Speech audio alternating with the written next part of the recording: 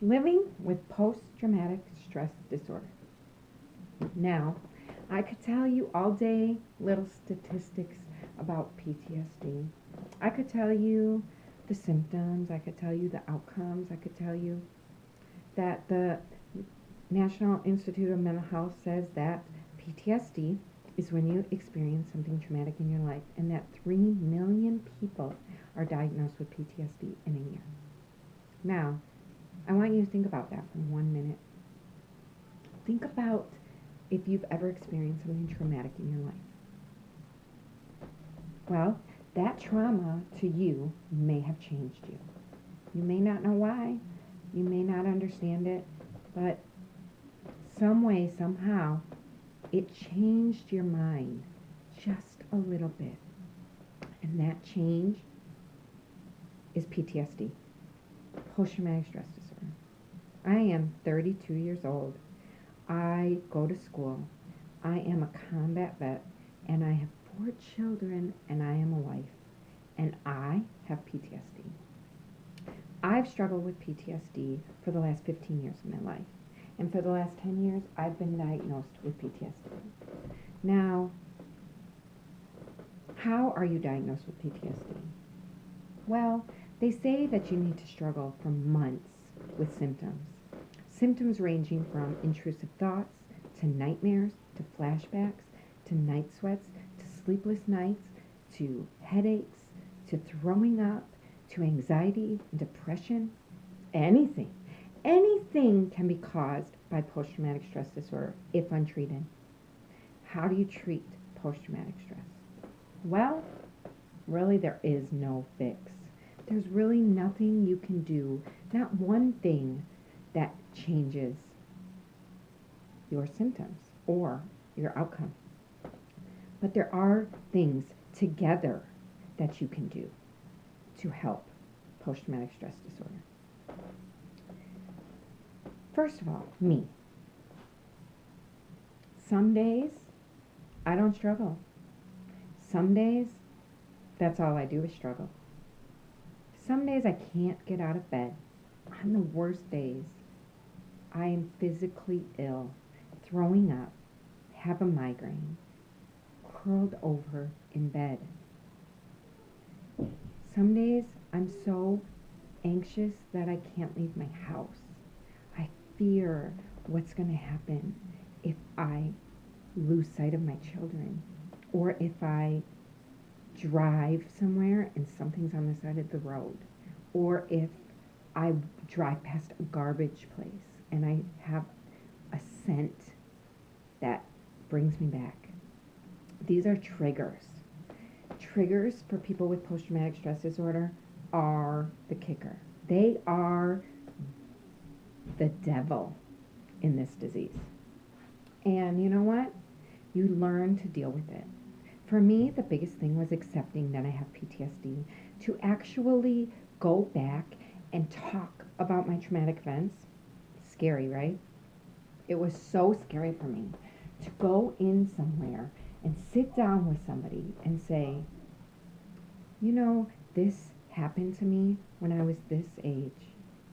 And her sitting there and saying, it's okay. That is the turning point for me.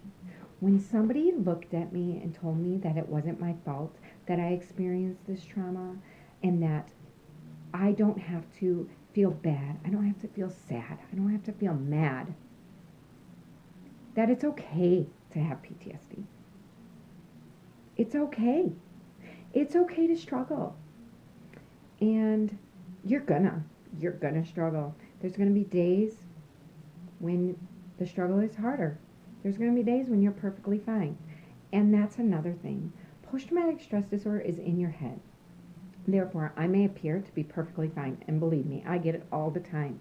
You're sick? What's wrong with you? Why are you going to the doctor again? Why do you have therapy? What? What is it? I couldn't tell you exactly what it is. Nobody can tell you exactly what it is. Because if you've experienced trauma, you know that it changes you. And it changes your perspective of life. Post-traumatic stress disorder is something that you live with every single day. It doesn't matter if it's good or bad. It doesn't matter what event happened to you. It could be a car accident, it could be war, it could be losing somebody close to you, it could be getting in a fight and something traumatic happening. Who's to tell you that your trauma is worse than the next person? Who's to tell you that you can't struggle the way you're struggling? That's the thing. PTSD, there's no right, there's no wrong. There's no age, there's no gender, there's nothing. It attacks anybody at any time. It can attack you today, it can attack you tomorrow, it can attack you in 10 years from now. That's the thing. You never know. You never know when you're going to run across a trigger. You never know when you're going to leave your house and all of a sudden you're going to be overpowered by anxiety and you're going to have to turn around and come back home. You never know when something is going to trigger you. But you know what? You're not alone. Nobody's alone in this fight.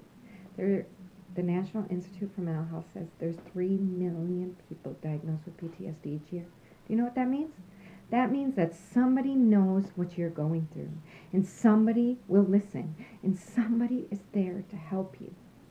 You do not have to struggle with this disorder on your own. It's not something that, I don't know, it's hard. And I just want people to know that you're not alone. Just know that you can listen and that you are helping somebody with PTSD. You're not going to know that these people have it. But if you react differently to somebody who isn't able to express themselves to you, if you understand that maybe there's something wrong, maybe they're struggling, and if you just be 2 seconds more patient or 2 seconds less quick to judge, you're helping. Anybody can help anyone. That is the greatness in this. That is the realness of this world.